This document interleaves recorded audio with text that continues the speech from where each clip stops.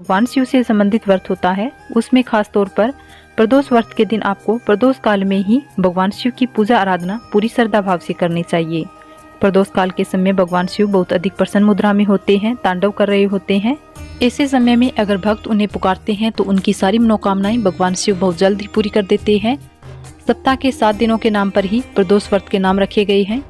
सभी व्रतों का महत्व अलग अलग होता है, उनका फल भी अलग अलग होता है, लेकिन पूजा विधि सबकी एक समान होती है। प्रदोष काल का समय मौसम के अनुसार बदल जाता है। इस प्रकार से आपको जब भी व्रत रखना हो उस दिन के सूर्यास्त के समय के बारे में आपको जरूर पता होना चाहिए। रविवार को जो प्रदोष व्रत है उसे रवि प्रदोष व्रत या भानु प्रदोष व्रत कहते हैं। इस दिन नियम पूर्वक व्रत रखने से जीवन में सुख शांति और दीर्घायु की प्राप्ति होती है। रवि प्रदोष व्रत का सीधा संबंध सूर्य देवता से होता है, इसलिए चंद्रमा के साथ साथ सूर्य भी आपके जीवन में सक्रिय रहता है। रवि प्रदोष व्रत रखने से समाज में नाम और यश की प्राप्ति होती है। रवि प्रदोष व्रत रखने से साथ ही आपकी सूर्य संबंधी परेशानियां भी समाप्त हो जाती है। सोमवार के दिन पड़ने वाले प्रदोष को सोम प्रदोष कहते हैं। इस व्रत को रखने से इच्छा अनुसार फल मिलता है। किसी की कुंडली में अगर चंद्र ग्रह खराब हो, चंद्र दोष हो, तब ऐसे लोगों को सोम प्रदोष व्रत रखना चाहिए, जिससे जीवन में शांति बनी रहेगी।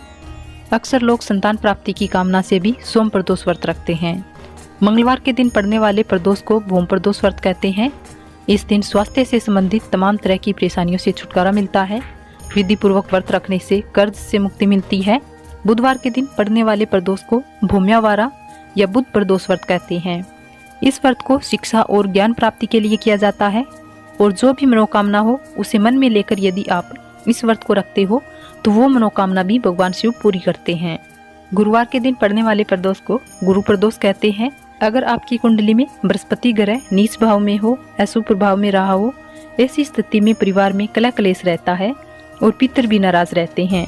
पितरों का आशीर्वाद प्राप्त करने के लिए और बृहस्पति ग्रह के शुभ प्रभाव को प्राप्त करने के लिए गुरु प्रदोष व्रत रखना चाहिए।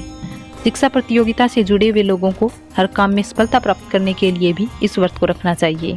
शुक्रवार के दिन पड़ने वाले प्रदोष को शुक्र प्रदोष व्रत या फिर रघुवारा प्रदोष व्रत कहते हैं।